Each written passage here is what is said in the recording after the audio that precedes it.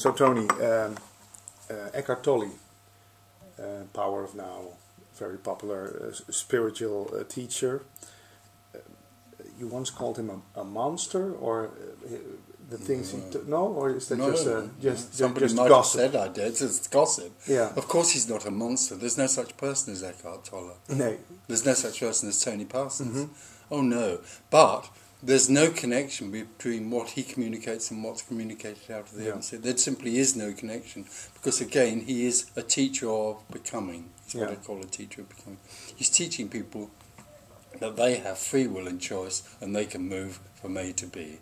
So there's no connection between what he says and what's being. But as far as I'm concerned, that is not non-dual. Mm-hmm. Yeah. It's absolutely is. But he still emphasis on the now, and this. But there is no now. There is no now. No. He emphasises that in some way or other you can go beyond thinking and be in something called presence. As far as I'm concerned, that's a teaching about how to move from one thing to another. Mm-hmm. So he is going on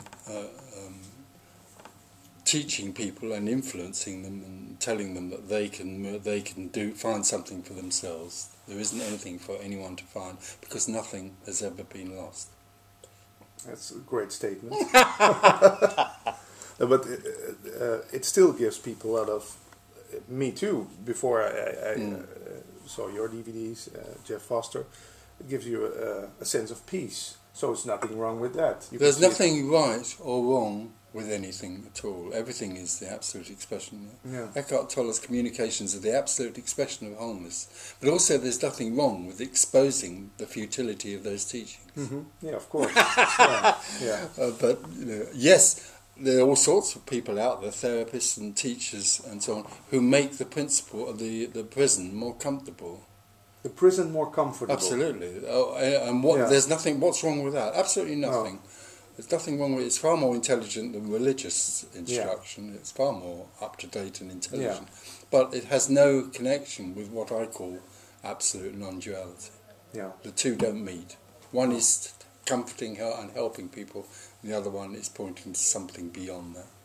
So you say even calling this only the now is There isn't a now. There is a now. There is a The now makes it another. I must now live in the now. It's like the girl looking in the mirror and saying, "Oh, tomorrow morning I'm going to start living in the now again." It's like living in the moment. How can anyone live in the moment? It's like, how can anybody see their own absence? How can anybody know what this is? Because what is being talked about is totally unknowable. And can't be grasped. It can't be grasped. It can't be known. No. Nobody can ever know it.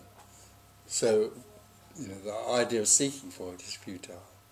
But isn't that what people always want? Trying to grasp anything. Yeah. Trying to catch little parts of life, or. But you know what's interesting is that when people come to these meetings and hear something that's completely radically different and completely uncompromising, doesn't recognise the person or the separate person, something energetically happens. When people begin to hear about the whole illusion of the structure of the me and the seeker, it starts to fall apart. Yeah. And people come here and with something and walk out and leave something behind. It's happening. Yeah. Because something else absolutely recognises this absolutely radical and very simple message. Yeah. They recognise it. Something resonates, not with the person, but something else resonates. That's beyond the whole idea that there's anything to find. Isn't everything a recognition in? No, not necessarily. World, no? In the separate world, there's a lot of in the world of the individual. There's a lot of influence that keeps the individual reinforced and supported in their individuality. If you think about the media and all of that, it goes on, encouraging the idea of individuality and celebrity. So the world we live in definitely reinforces a sense of being separate. Yeah. There's nothing wrong with that either. No, because it's there. It's wholeness playing the game of being separate. But talk about recognition, the things that really touch you, like pain you see in other people, or a beautiful piece of art, that's recognition of it's an emotional. Oneness. It's in It's an emotional, invariably, it's an emotional recognition. It's to do with the emotion of the person about the emotion of another person, or a work of art, or an attempt to celebrate life. There's nothing wrong with that either.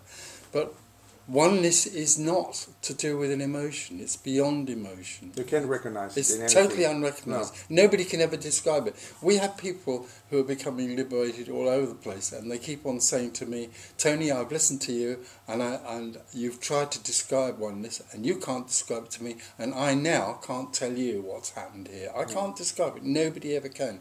One of the most interesting things about wholeness is that it remains hidden from the seeker by being everything already.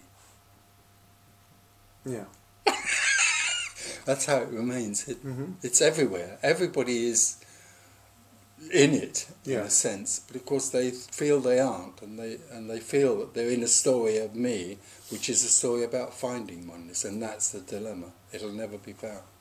For the seeker. No. No. The seeker will never find. The most effective way to avoid oneness is to seek it. Yeah. But you could see it like a hobby. Spirituality, you could see it like a hobby. Yeah, Buying CDs, reading that's books. true. It's nice. For some time people to it's a pass nice your hobby, time. but for other people it's Yeah? there's such a longing, such a pain, such a No, frustration. I can't get it. Absolutely, it's much more than a hobby for a lot of people. Yeah, I got stacks of books and CDs, and then I look Yeah. at them and I think, oh, it was a nice way to spend my time. Yes, yes. Yeah, some people play the slot machines, and I read all kinds of books and DVDs. Yeah. Oh, in Why that not? way it's quite pleasant, but for Yeah. a lot of people it's much more desperate than that. They grasp onto it. Absolutely. And, yeah. They long for it. Then why not? I mean, if you feel you've been cast out of wholeness, all you long for is wholeness. There's nothing else that's good enough. Yeah. Ever. Let's see. I'll take another track. Okay.